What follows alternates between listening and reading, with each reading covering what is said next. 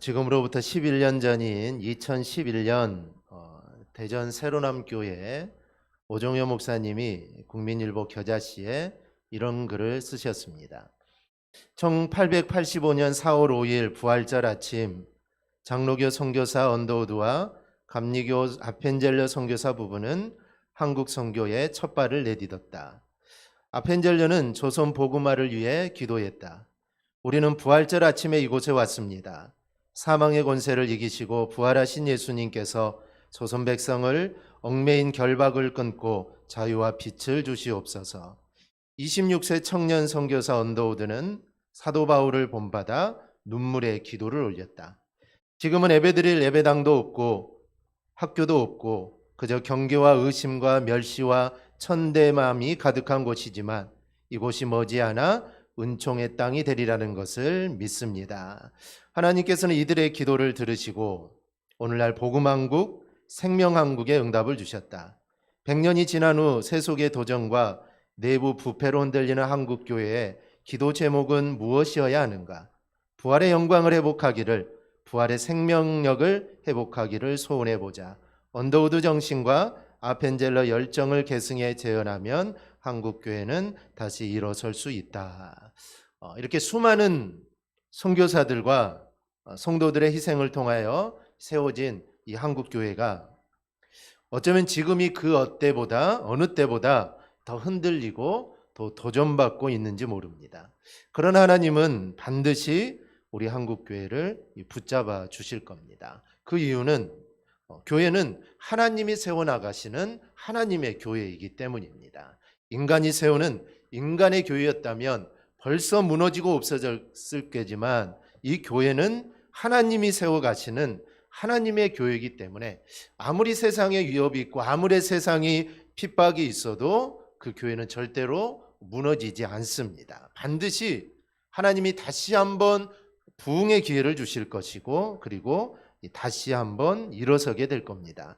그런 가장 큰 이유는 부족하고 연약해도 우리 교회가 예수님의 사명을 승계하고 있기 때문입니다.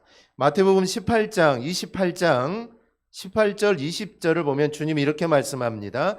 하늘과 땅의 모든 권세를 내게 주셨으니 그러므로 너희는 가서 모든 민족을 제자로 삼아 아버지와 아들과 성령의 이름으로 세례를 베풀고 내가 너희에게 분부한 모든 것을 가르쳐 지키게 하라. 볼지어다 내가 세상 끝날까지 너희와 항상 함께 있으리라. 우리는 이 말씀을 붙잡고 이 말씀에 따라 교회가 전도와 선교를 교회 최대의 목표로 두고 이렇게 나아가고 있습니다. 우리가 정말 어렵고 힘든 시기를 보냅니다. 이 코로나 팬데믹으로 인해 전도와 선교의 길이 막혀 있는 실정이기도 합니다. 하지만 우리는 주님이 세상 끝날까지 내가 너와 함께 하겠다라는 이 약속을 우리는 믿고 그 말씀대로 우리는 살아가면 됩니다. 즉 전도와 선교 여기에 우리가 집중하면서 그 말씀을 믿고 나아가면 하나님이 주인이신 이 교회를 하나님이 붙잡아 주시고 승리케 하시고 하나님이 반드시 다시 일으켜 세워주실 것입니다. 우리가 오늘부터는 이 남왕국 유다의 왕들을 좀 살펴보려고 합니다. 우리가 몇 주 전까지는 신학 성경 책별로 살펴봤는데요. 그리고 그 전에는 북이스라엘의 왕국의 19명의 왕들에 대해 살펴봤습니다. 북이스라엘 왕들의 특징이 무엇입니까? 한결같은 그들의 특징은 불신앙입니다. 그들은 여로보암의 불신앙을 승계한 왕들입니다. 그러다 보니 그들은 평화로운 왕권보다는 불안한 정권으로 반란이 많았고 이 전쟁이 정말 많았습니다. 그런데 이제 우리가 오늘부터 살펴볼 르호보암 이후 남유다 왕국들은 북왕국 왕들과 결정적으로 다른 게 있습니다. 북이스라엘은 여로보암을 위시하여 19명의 왕이 제의하는 약 200년 동안 무려 9번의 반역이 있었습니다. 즉 9번의 왕조가 바뀐 것이죠. 우리나라로 하면은 이 씨가 왕이 됐다가 김 씨가 왕이 되고 또 박 씨가 왕이 되고 이렇게 9번이나 이렇게 바뀌었다는 겁니다. 그러나 남유다 왕국에서는 물론 남유다 왕국도 반란이 있었습니다. 여러 가지 어려운 일들도 많았습니다. 하지만 대대로 다윗의 후손들이 왕위를 계승하게 됩니다. 이씨 조선과 같이 이씨의 계속 그 승계를 이어가듯이 남유다는 다윗 왕의 후손들이 대대로 왕위를 계승해 갑니다. 이렇게 된 이유가 있습니다. 이렇게 된 이유는 남유다 왕국의 왕들이 잘해서가 아닙니다. 이렇게 된 이유에는 하나님의 약속이 있습니다. 하나님께서는 다윗에게 약속하기를 내 후손이 왕위에서 끊어지지 않겠다라고 약속을 하셨습니다. 그래서 어려운 일이 많고 반란도 있었고 힘든 일이 있었지만 그래도 어쨌든 다윗의 후손들이 계속 왕위를 이어가게 되고 그 다윗의 후손으로 만왕의 왕이신 예수 그리스도께서 오시게 된 것입니다. 열왕기상 2장 4절을 이렇게 말합니다. 우리 함께 봉독해 보겠습니다. 여호와께서 내 일에 대하여 말씀하시기를 만일 내 자손들이 그들의 길을 삼가 마음을 다하고 성품을 다하여 진실히 내 앞에서 행하면 이스라엘 왕에 오를 사람이 내게서 끊어지지 아니하리라 하신 말씀을 확실히 이루게 하시리라. 아멘. 이 약속을 따라서 다윗의 후손이 남유다의 왕위에 세워지게 됩니다. 물론 그 중에는 악한 왕도 있습니다. 남유다 왕이라고 해서 다윗의 후손이라고 해서 다 선한 왕은 아닙니다. 어찌 보면 북이스라엘 왕들보다 더 악한 왕들도 남유다에는 있었습니다. 그러나 대부분의 왕들은 다윗의 믿음을 계승한 왕들입니다. 우리는 이런 남유다의 왕들에 대해서 우리가 좀 살펴보려고 합니다. 주전 930년경 솔로몬이 죽게 됩니다. 당시 솔로몬을 승계하여 왕이 된 이 르호보암은 솔로몬 시대 과중한 세금과 노역을 감해달라는 사람들의 청을 거부하게 되죠. 솔로몬 시대는 나라는 평안했지만 솔로몬 시대 때는 성전도 지었고 또 왕궁도 지었습니다. 그러니 노역이 얼마나 많았겠습니까? 또 세금은 얼마나 많았겠습니까? 그래서 겉으로 드러나기는 솔로몬 왕 시대에 정말 나라가 평안했지만 내부적으로는 그런 힘든 일들이 참 많았습니다. 그래서 이제 왕이 바뀌었으니 좀 세금도 좀 줄여주고 노역도 좀 감해달라고 요청을 하죠. 그런데 이 르호보암이 그것을 단칼에 거부하게 되죠. 그러자 베냐민과 유다를 제외한 10지파가 따로 나가서 여로보암을 왕으로 세우고 북이스라엘을 세우게 됩니다. 그래서 이제 이스라엘이 두 나라로 갈라지게 되죠. 그러자 르호보암은 유다 지파와 베냐민 지파가 중심이 된 남유다의 왕이 됩니다. 그래서 두 나라의 왕이 되죠. 그 르호보암은 17년 동안 유다를 다스립니다. 그리고 그 아들인 아비야가 왕이 되어 3년을 다스리게 되죠. 이런 남유다의 역사가 사무엘상하, 열왕기상하 그리고 역대상하에 기록되어 있습니다. 남유다의 역사는 열왕기상하에 다 기록되어 있는데 그 남유다의 역사가 역대상하를 통해 다시 한번 반복이 됩니다. 그래서 열왕기상하와 역대상하는 이게 거의 비슷합니다. 열왕기상하에 나왔던 왕들이 역대상하에 또다시 나오게 됩니다. 반복해서 다시 한번 이야기를 하죠. 우리는 열왕기상하를 통해 이스라엘 역사를 다 알 수 있는데 왜 하나님은 역대상하를 통해 왜 다시 한번 그 왕들을 기록하는지 이게 의문이 들 수도 있습니다. 이미 했던 이야기를 또 하고 있으니 그렇게 할 필요까지 있겠느냐 우리는 그렇게 생각할 수 있습니다. 그런데 그 이유는 두 책이 기록하는 초점이 다릅니다. 이를 통해 우리는 하나님은 우리에게 하나님의 뜻을 전달하는 것입니다. 우선 열왕기상하는 북이스라엘과 남유다 두 나라 왕들의 사건에 대해 번갈아 가면서 이렇게 기록을 합니다. 그래서 어떨 때는 남유다 왕이 나왔다 갑자기 북이스라엘 왕이 나오고 이게 왔다 갔다 하면서 기록을 합니다. 그래서 나라가 어떻게 이어져 가는가를 설명합니다. 그리고 그들이 잘한 것이 무엇이고 잘못한 것이 무엇인가를 설명합니다. 그런데 역대상하는 남유다 왕에 대한 이야기를 중점적으로 기록합니다. 그리고 역대상하는 그 왕들에 대한 부정적인 기록들이 거의 없습니다. 그래서 열왕기상하는 잘한 점도 있고 잘못한 점도 기록하지만 역대상하는 잘못한 점들은 다 빠져 있습니다. 그리고 잘한 이야기만 기록을 하죠. 왜 그렇게 했을까요? 한마디로 남유다 왕들이 다윗의 승계자라는 것입니다. 이 다윗 왕이 얼마나 선한 왕입니까? 그래서 그 다윗 왕을 승계한 왕들이니 이 왕들도 선한 왕이다라는 것을 나타내 주기 위해서 그렇게 기록을 합니다. 한마디로 말하면 역대상하는 이스라엘 역사를 요약하기보다는 다윗의 계보를 기록함으로써 오실 메시아로 향하고 있는 것입니다. 그래서 선한 일들만 기록한 것이죠. 없는 일을 기록한 건 아닙니다. 선한 일도 했고 악한 일도 했지만 일단 악한 일은 빼버리고 선한 일들을 기록함으로써 다윗을 이어간 그 왕들이 선한 왕이었고 그 왕들을 통해서 이스라엘의 만왕의 왕이신 예수님이 오게 되었다라는 것을 설명하는 것입니다. 그래서 같은 인물에 대해 다른 관점으로 기록을 합니다. 예를 들면 두 성경 모두 다윗의 통치를 다루지만 사무엘하는 정치적인 면에서 전쟁과 정복을 다루고 역대상은 성전 중심의 예배를 강조합니다. 사무엘하는 밧세바 사건을 기록하는 반면 역대상에는 이 밧세바 사건을 언급하지 않습니다. 그리고 이미 말씀드린 것처럼 열왕기상에 나와 있는 남유다 왕들의 허물 또한 보이지가 않습니다.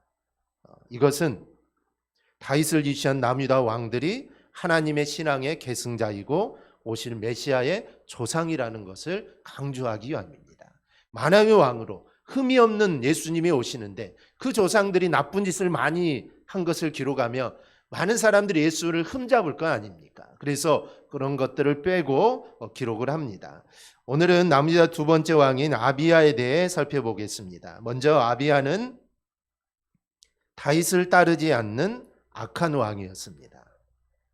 여호와는 나의 아버지다라는 뜻이 아비야인데 남유다의 두 번째 왕입니다. 열왕기상 15장에는 아비얌으로 기록되어 있고 역대하 13장에는 아비야로 기록되어 있습니다. 그런데 보통 일반적으로 아비야라고 이렇게 부릅니다. 아비야는 북이스라엘 왕 여로보암 18년인 주전 913년에 남유다의 왕이 되어 3년을 다스립니다. 그런데 문제는 이 아비야에 대한 열왕기상의 기록과 역대하의 기록이 많이 다릅니다. 즉 한 인물을 바라보는 관점이 다르다는 것이죠. 앞에서 제가 말씀드렸듯이 그럴 수밖에 없습니다. 역대하에는 나쁜 짓 그런 것을 잘 기록하지 않기 때문에 두 성경이 차이를 가질 수밖에 없죠. 열왕기상 15장 3절을 보면 아비야에 대해 이렇게 기록합니다. 아비암이 그의 아버지가 이미 행한 모든 죄를 행하고 그의 마음이 그의 조상 다윗의 마음과 같지 아니하여 그의 하나님 여호와 앞에 온전하지 못하였으니 그는 온전하지 못했습니다. 한마디로 악한 왕이라는 것이죠. 근데 역대하를 보면 이 아비야를 아주 훌륭한 왕으로 이렇게 기록을 합니다. 아비야 왕에 대한 가장 뚜렷한 기록은 아비야가 여로보암과의 전쟁입니다. 역대하 13장을 보면 북이스라엘의 여로보암의 군대 80만과 남유다 아비야의 군대 40만이 전쟁을 합니다.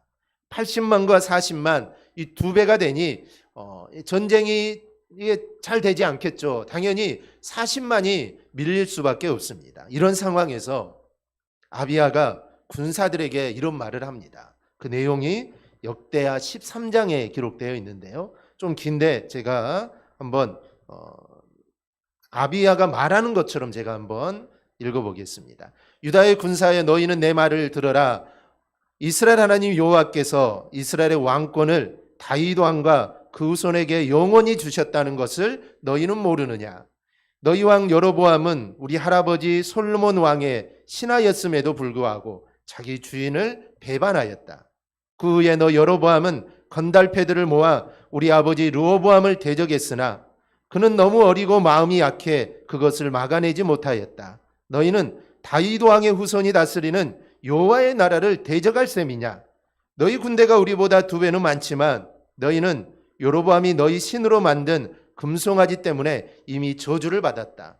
너희는 여호와의 제사장들과 레위 사람들을 쫓아내고 이방 민족이 하듯이 너희 멋대로 제사장을 세우지 않았느냐. 수송아지 한 마리와 수양 7마리로 성징을 얻기 원하는 사람은 누구든지 우상에 불과한 너희 신들의 제사장이 될 수 있다. 그러나 우리는 여전히 우리 하나님 여호와를 섬기고 그분을 저버리지 않았다. 우리에게는 아론의 자손들만이 우리 제사장이 되고 레위 사람들만 그들을 도와 여호와께 아침 저녁으로 제물을 드리고 분향하며 차림상에 거룩한 빵을 차리고 저녁마다 금등대에 불을 켜고 있다. 이렇게 우리는 우리 하나님 여호와의 명령을 이행하고 있으나 너희는 그분을 저버렸다. 그래서 하나님은 우리와 함께 계시고 우리의 지도자가 되셨다. 그분의 제사장들도 나팔을 가지고 우리와 함께 있으니 그들이 나팔을 불면 우리는 너희를 공격할 것이다.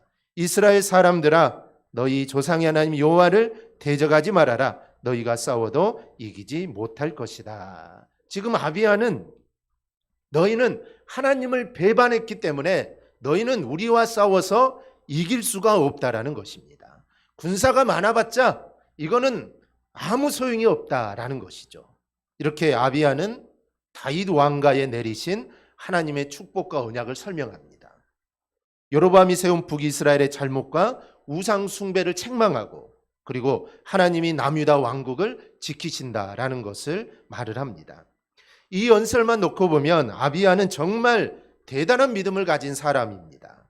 그리고 이 전쟁에서 남유다는 북이스라엘 군사 50만을 죽입니다. 남유다가 대승을 하게 되죠. 역대사 13장 15절에 17절입니다. 유다 사람이 소리 지를 때에 하나님이 여로보암과 온 이스라엘을 아비야와 유다 앞에서 치시니 이스라엘 자손이 유다 앞에서 도망하는지라 하나님이 그들의 손에 넘기셨으므로 아비야와 그의 백성이 크게 무찌르니 이스라엘의 택한 병사들이 죽임을 당하고 엎드러진 자들이 50만 명이었더라. 여기를 보면 하나님이 여로보암과 온 이스라엘을 아비야와 유다 앞에서 치셨다라고 합니다. 또 하나님이 그를 즉 이스라엘을 아비야의 손에 넘겨주었다라고 합니다. 아비야에 대한 성경의 평가가 이렇습니다. 열왕기상 기록에 의하면 아비야는 악한 왕이고 역대하 기록에 의하면 정말 믿음이 좋은 왕입니다. 그럼 아비야는 선한 왕일까요? 악한 왕일까요? 그 해결의 열쇠가 오늘 본문 4절 5절에 있습니다. 우리 함께 봉독합니다. 그의 하나님 여호와께서 다윗을 위하여 예루살렘에서 그에게 등불을 주시되 그의 아들을 세워 뒤를 잇게 하사 예루살렘을 견고하게 하셨으니 이는 다윗이 햇사람 우리아의 일 외에는 평생의 여호와 보시기에 정직하게 행하고 자기에게 명령하신 모든 일을 어기지 아니하였음이라. 아멘. 아비야는 열왕기상의 기록대로 악한 왕입니다. 그러나 역대하에서 일순간 믿음의 모습을 보이고 전쟁에서 승리한 것은 하나님이 다윗에게 약속한 언약 때문이라는 것입니다. 그러니까 아비야가 선한 왕으로 불리는 것은 아비야 자신에 의해서 그렇게 된 게 아니라 이 모든 것들은 다윗 덕입니다. 다윗이 하나님 앞에 온전히 살았기 때문에 그 덕을 아비야가 받게 된 것이죠. 두 번째로 아비야에서 알아야 할 게 있습니다. 아비야에 대한 기록은 전쟁 이야기가 전부입니다. 통치 기간도 3년, 아주 짧습니다. 본문의 기록대로 아비야는 자기 아버지 르호보암이 행한 모든 죄를 그대로 행하고 그의 중조 할아버지 다윗과 같이 않아서 자기 마음을 여호와께 완전히 바치지 않았던 바로 그런 왕입니다. 그럼에도 불구하고 여로보암 왕과의 전쟁에서 대승을 거둡니다. 말씀드린 대로 이것은 다윗 덕이다라고 성경은 말을 합니다. 여기에 중요한 메시지가 있습니다. 우리가 하나님 앞에 믿음으로 바로 살면 다윗의 후손들이 다윗의 덕을 보았듯이 그 덕을 우리의 후손들이 본다는 것입니다. 이거는 구원과는 약간 다른 문제입니다. 그 증거를 우리가 성경에서 보면 출애굽기 20장 6절입니다. 나를 사랑하고 내 계명을 지키는 자에게는 내가 천대까지 은혜를 베푸느니라. 또 시편에도 이렇게 말합니다. 내가 어려서부터 늙기까지 의인이 버림을 당하거나 그의 자손이 걸시감을 보지 못하였도다. 그는 종일토록 은혜를 베풀고 꾸어주니 그의 자손이 복을 받는도다. 즉 하나님을 사랑하고 계명을 지키는 자에게 하나님은 천대까지 은혜를 주십니다. 천대까지 은혜를 주십니다. 이 말씀은 1대, 2대, 3대, 4대에서 천대라는 그런 의미가 아니라 이 하나님의 은혜가 끊이지 않는다는 것입니다. 하나님을 사랑하는 자에게는 하나님의 은혜가 끊이지 않는다라는 말씀이죠.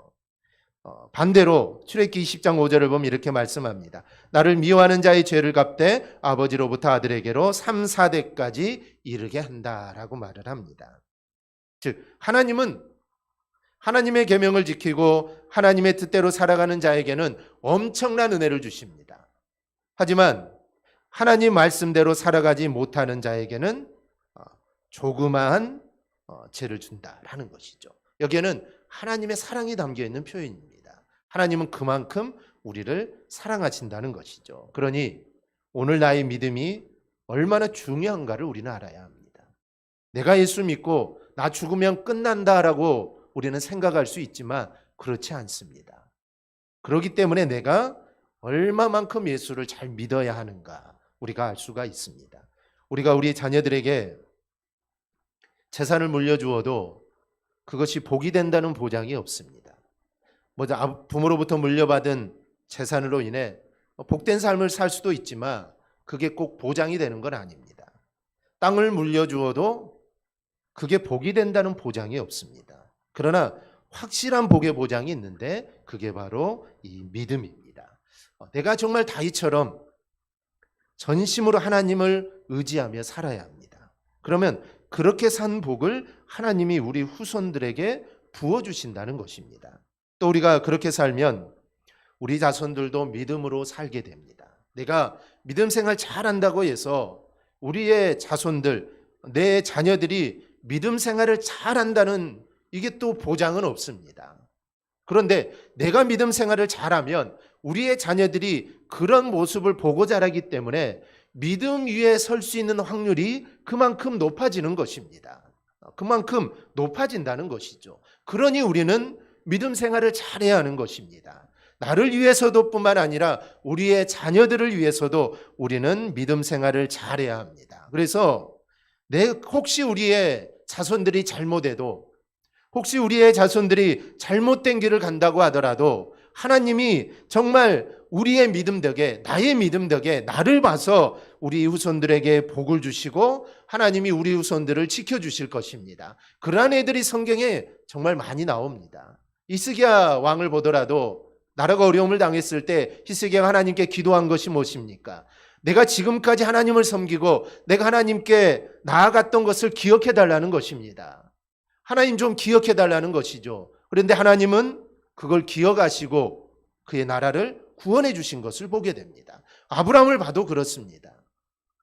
하나님은 아브라함의 믿음의 조상을 삼으시고 그 후손에게 복을 준다고 했습니다. 그런데 만약에 아브라함이 믿음의 조상으로 삼아주셨는데 그가 믿음으로 살지 않았다면 하나님 어떻게 그 후손들에게 복을 주겠습니까? 믿음의 조상이 없는데 그 후손들이 어떻게 믿음의 자손들이 될 수 있겠습니까? 그래서 아브라함도 정말 믿음으로 살아가려고 부단히 노력한 사람입니다.